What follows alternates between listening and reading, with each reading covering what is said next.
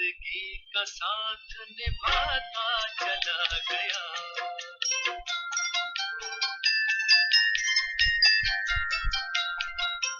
फिक्र को तुम्हें मैं उड़ाता चला गया, फिक्र को तुम्हें मैं उड़ा।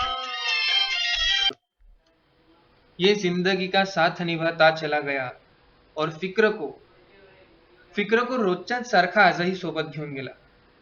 घड्याळात 9चा ठोका वाजला की खालीवर होणारा याचा जीव रोज घुसमटतो, काळजीत पडतो, सगळ्या चिंतांना स्पर्शून जातो.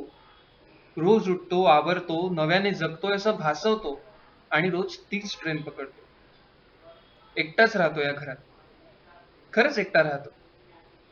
मग हा आवाज कोणाचा असा तुम्हाला प्रश्न पडला असेल तर हा आवाज माझा आहे. आता मी कोण? मी म्हणजे हे घर, बंदिस्त दाराआडील 4 भिंतीत सजणारं एक निरामय विश्व. नाही, ही भुताटकी वगैरे अजिबातच नाही. या शहरात माणसांना राहायला जागा नाही, भूत कुठून राहणार? तर मी या माणसाचं घर बोलतोय. आपले पूर्वज म्हणाले होते की भिंतीलाही कान असतात. तुम्ही त्यावर विश्वास ठेवला नाही. तुम्ही विचारच केला नाही की जर या भिंतींना कान असतील तर मग या घराला डोळे का नसतील, तोंड का नसेल, चेहरा का नसेल, निदान मन तरी असेल. सगळे आमाखोल्यानं, अगदी सगळं. फक्त ना मी उघडपणे बोलत नाही, मूकपणे सहन करतो आणि कोणी नसताना स्वतःशीच बोलतो. स्वतःशी बोलणं ही सवय पण मी एकलकोंड्या माणसाकडून घेतली. या खोलीतील भिंत म्हणजे कान आहे, घरात होणारा प्रत्येक आवाज हे तोंडातील बोल आहे, देवघर म्हणजे डोळे आहे, आरसा म्हणजे खोलीचा चेहरा आहे आणि घड्याळात होणारी टिकटिक म्हणजे घराच्या हृदयाचे ठोके. मन, ते माणसाचं तरी कुठे दिसतं? कुठल्याही गोष्टीचं मन हा एक अवयव झाला असताना तर मन तोडणंही गुन्हा झाला असता. असंच मन मारत जगायचं. माणसं रोज मेकअप करतात, नाहीतर वर्षानुवर्षे आमच्या अंगाला तोच कलर. आम्ही पडदे फक्त दिवाळीला बदलतो, ते पण सेल मधले. परफ्यूमच्या बाबतीत म्हणाल तर देवघरातील अगरबत्तीचा खोलीत दरवळ पसरेल तितकाच. आजही त्याच्या रोजच्याच सारखा दिवस, तीच नेहमीची दगदग आणि सगळं नेहमीच अगदी तसंच. तीच ट्रेन पकडण्याचा अट्टहास, तोच ट्रेनचा वेग आणि तोच मनाचा वेग. त्याच्या ऑफिसला जाण्याच्या प्रवासात अनेक अडथळे, अनेक कारण येतात. ट्रेनमधून उतरल्यावर समोर येणारा बोगदा हा मनाचं प्रतिबिंब असतो. मनात अनेक आवाज हाकारे देत असतात, त्या फेरीवाल्यांसारखे. आणि फेरीवाल्यांप्रमाणेच त्या आतल्या आवाजांकडे लक्ष न देता तो चालत राहतो. मनाच्या खोल गर्भागारातून चकचकीत जगाकडे पाहण्याचा त्याचा दृष्टिकोन मला कधी कधी आवडतो. मनाचे दूषित रस्ते पार करत असताना चकचकीत गोष्टींकडे पाहण्याची तटस्थ दृष्टी सगळ्यांनीच घ्यावी असं मला वाटतं. मग मनाच्या इमारती किती का उंच असेना, आपण पायाकडेच राहायचं असतं. बाहेरून कितीही उच्च शिक्षण घेतलं असलं तरी जगण्याचं शिक्षण हे अनुभवातनच घ्यावं लागतं. आता हेच बघा ना, ब्रिटिशांनी राज्य करण्यासाठी आपल्यातल्या माणसाला तोडलं आणि आज एकाच राज्याचे तुकडे तुकडे करून आपण तीच नीती जोपासतो आहोत.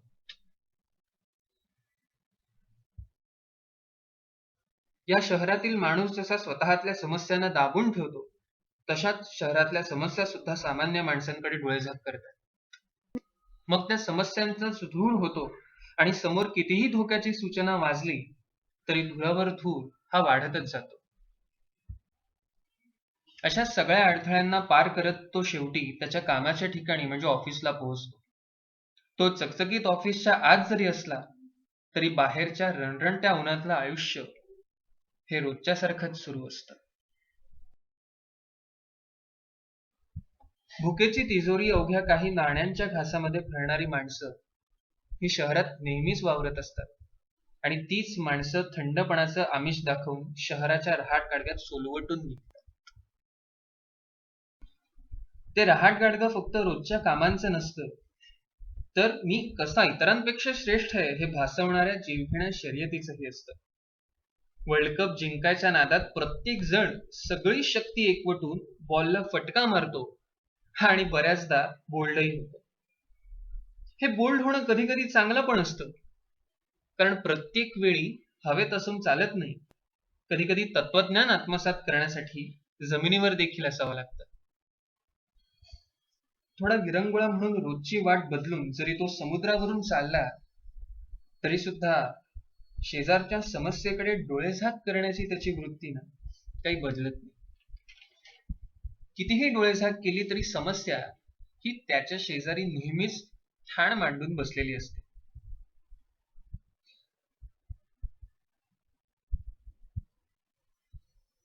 हे सगळं पोटात घालून सतत नव्या लाटा निर्माण करण्याची वृत्ती ना मात्र त्या समुद्राची असते. त्याची अथांगता, एकटेपणा आणि ते सगळं दूर करण्यासाठी त्याने दगडाला मारलेली मिठी. आपण बरोबर असलो तरी सुद्धा 4 पावलं मागे जाऊन पुरी आकांत आणि वरवर शांत दाखवणं हे काय तो समुद्रच जाणे. आणि ते फक्त त्यालाच जमू शकतं. म्हणजे साक्षात आगीचा गोळा पोटात जो दडवून ठेवू शकतो, त्याचाच काय तो या शहराला आधार. त्याच्यापाशी तो आधार मागायला गेलेला, मिळाला की नाही देव जाणे. माझा आधार त्याला पुरेसा पडत नाही कदाचित, पण आधार देणं माझं काम आहे, तो मी देणारच.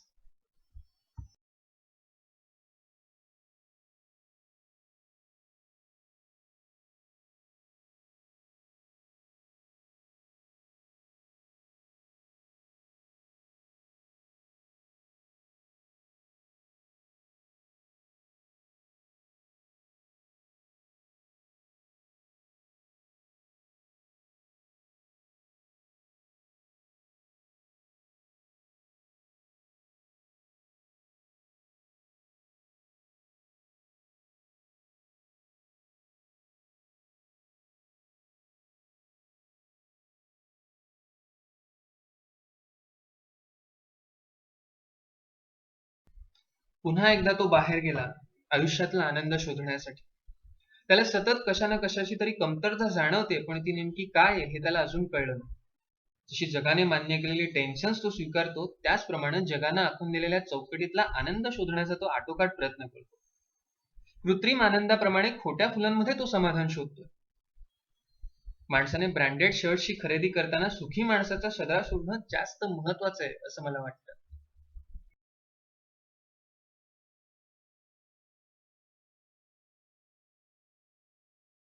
सुखी असणं हा माणसाचा स्थायी भाव असतो, पण ते सुख तो कशाच्या आधारावर निवडतो हा त्याचा स्वभाव असतो.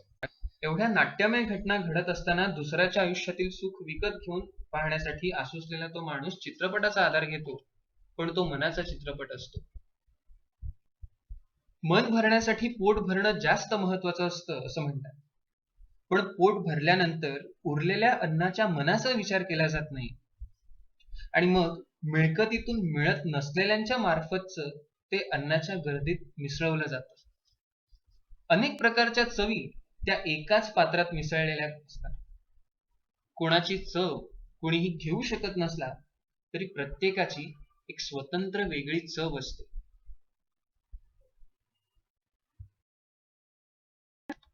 मग काहींचा निषेधाचा लाल रंग असो किंवा वेगानं जाण्याचा हिरवा रंग असो, मिसळताना ती धीम्या गतीनेच मिसळते. कोणाचा हो नाही याचा हव्यास ती धरत नाही. मग ते लहान मुलं असो किंवा वयोवृद्ध माणूस, त्यात हवं किंवा नको हा निवडण्याचा पर्याय आपला असतो, पण भरवण्याचा पर्याय हा दुसऱ्याच्याच हातात असतो. या सगळ्यावर उपाय एकच, बेचव असलेल्या पाण्याला स्वतःच्या स्वाधीन करणं. ते पाणी कधी भेदभाव करत नाही. तहानलेल्या श्रीमंतांपासून ते हबापलेल्या गरिबांपर्यंत ते सगळ्यांचीच तहान भागवतं. फक्त त्याची भावना निराळी असते. देश, वेश, काळ, वेळ, रंग याप्रमाणे ती बदलत जाते. शेवटी पाण्याच्या चवीतच जीवनाचं सार सामावलेलं असतं आणि माणसाचं मनही. पाणी जसं सगळ्यांना समान आधार देतं, त्याप्रमाणे त्या देशातली माणसंही सगळ्यांना समानतेनं वागवतात. शुद्ध बीजापोटी फळे रसाळ गोमटी, पण या गोमट्या फळांचा गोमटा रस जोवर हाती लागत नाही तोवर समाधान लाभत नाही. मग पुन्हा अस्वस्थता, विषण्णता. मनाच्या खोल कोपऱ्यात वर्षानुवर्ष साचून राहिलेली ती धूळ बाजूला काढण्याची वेळ येते.